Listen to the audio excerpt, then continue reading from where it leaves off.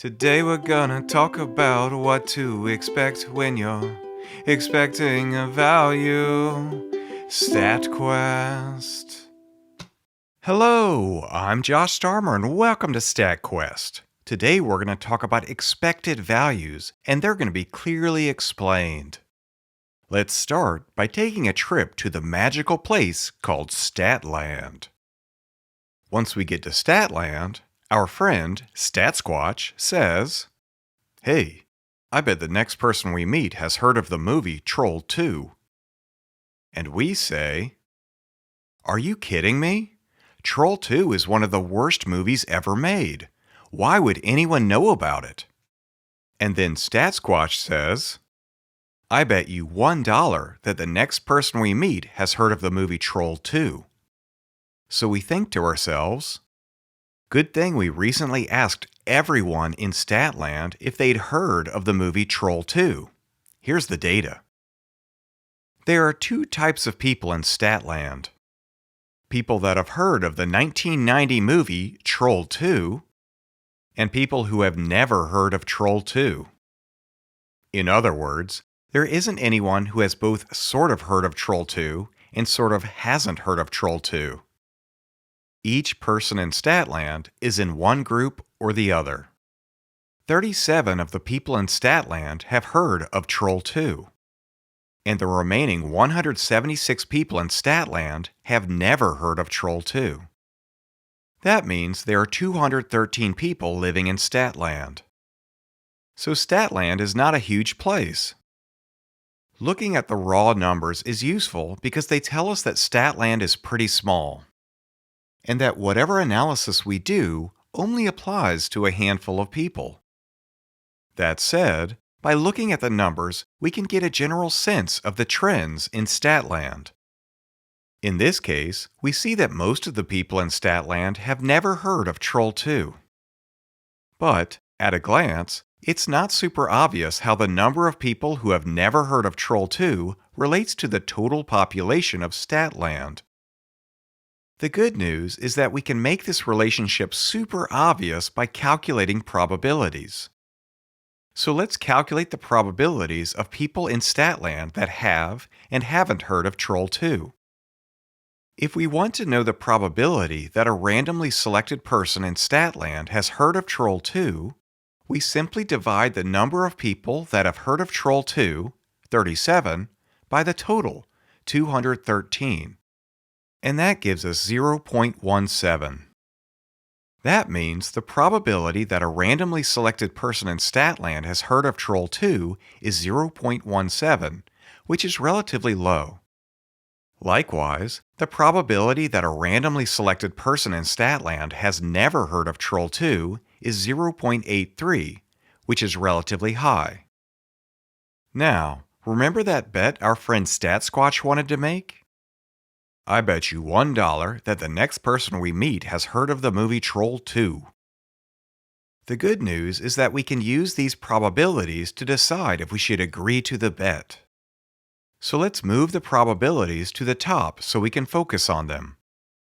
Now, if the next person we meet has heard of Troll 2, then we will lose the bet. And that means we will lose $1. So let's put -1 here to represent the outcome of losing $1 if we meet someone who has heard of Troll 2. In contrast, if the next person has not heard of Troll 2, then we will win the bet. And that means we will win $1. So let's put 1 here to represent the outcome of winning $1 if the next person we meet has not heard of Troll 2. So the left side of this table tells us that the probability we will lose $1 is 0.17. And the right side tells us that the probability that we will win $1 is 0.83. In other words, the probability that we will win $1 is much higher than the probability that we will lose $1. And that makes it seem like it would be a good idea to accept the bet. However, even though there is a high probability that we will win the bet, there is still a low probability that we will lose. And no one likes to lose money. So we say, Can we make this bet 100 times, or is this just a one-time offer? And our friend StatSquatch says, we can make this bet 100 times. Now, if we make this bet 100 times, we will probably win some and we will probably lose some. And we can use this table to predict how much we will win and lose. If we make this bet 100 times, we can approximate how many times we will lose by multiplying the probability we will lose, 0.17, by 100. And if we do the math, we get 17. So that means we expect to lose about 17 times in 100 bets. Since we will lose $1 each time we lose the bet, we can estimate the total amount of money we will lose by multiplying the number of times we expect to lose by -1. So this whole term represents how much money we expect to lose in 100 bets. And when we do the math, we get -17, and that means we expect to lose about $17. Wah wah. Now, since we can make the bet 100 times, we can approximate how many times we will win by multiplying the probability we will win, 0.83, by 100. When we do the math, we see that we expect to win about 83 times. Since each time we win the bet, we will win $1, we can estimate how much money we will win by multiplying the number of times we expect to win by 1. So this whole term represents how much money we expect to win in 100 bets. And when we do the math, we see that we expect to win $83. Now that we have a term for the expected amount of money lost, and a term for the expected amount of money won, we can add the two terms together to find out the total of how much we expect to win or lose. And when we do the math, we see that we expect to gain approximately $66 after 100 bets. However, we can also calculate the average amount of money we will gain per bet by dividing everything by the number of bets, 100. Doing the math gives us 66 divided by 100, which is 0.66. So, on average, we expect to gain 66 cents every time we bet. Note, even though I win or lose $1 each time I bet, on average, I expect to gain 66 cents each time. In statistics lingo, 66 cents is the expected value for the bet. Bam! Using fancy statistics notation, we could write E of bet equals 0.66. Or, if we wanted to make it look even more cryptic and more in line with what you might find in a textbook, we could write E of x equals 0.66, where x represents the bet. Now let's talk about why I left this messy math in the middle of everything. Since we are multiplying each probability by the number of bets, 100, and dividing by the number of bets, 100, then all of the values that represent the number of bets, 100, cancel out. And we're left with the probability that someone in Statland has heard of Troll 2 times the outcome, -1, plus the probability that someone has not heard of Troll 2 times the outcome, 1. And when we do the math, we get the exact same thing we got before, 0.66. Thus, the expected value represents what we would expect per bet if we made this bet a bunch of times. Note, we can rewrite the expected value using fancy sigma notation. Using fancy sigma notation, the expected value, E of x, is the sum of each outcome, x, times the probability of observing each outcome, x. So, for the first term, heard of Troll 2, the outcome is -1, and the probability of observing the outcome is 0.17. So we multiply those values together. Then the sigma tells us to add that term to the term for not heard of troll 2. Now the outcome is 1, and the probability of observing the outcome is 0.83. So, either way we do the math, we get 0.66.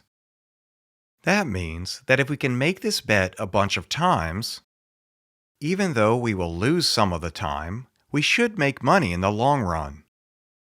Double bam! Now imagine StatSquatch saying, because it is relatively rare for someone in Statland to have heard of Troll 2, I will pay you $10 if the next person we meet has heard of Troll 2, but if they have not, you pay me $1. Will we win money or lose money if we can make this bet a bunch of times? Let's calculate the expected value to find out. The outcome for when someone has heard of Troll 2 is 10 because we will gain $10. And the outcome for when someone has not heard of Troll 2 is -1 because we will lose $1. So these are the two outcomes. Now let's calculate the expected value. The expected value is the sum of each outcome times its associated probability. So let's start by plugging in the numbers for heard of Troll 2. First, the outcome, x, is 10, and the probability of observing that outcome is 0.17. Now we add the term for never heard of Troll 2. The outcome, x, is -1, and the probability of observing that outcome is 0.83. Now we just do the math, and the expected value is 0.87. And that means we expect to gain, on average, 87 cents every time we make this bet. And that means StatSquatch is the worst gambler ever. Triple bam! Note, in this StatQuest, we have only talked about how to calculate expected values for discrete events, like whether or not someone has heard of Troll 2.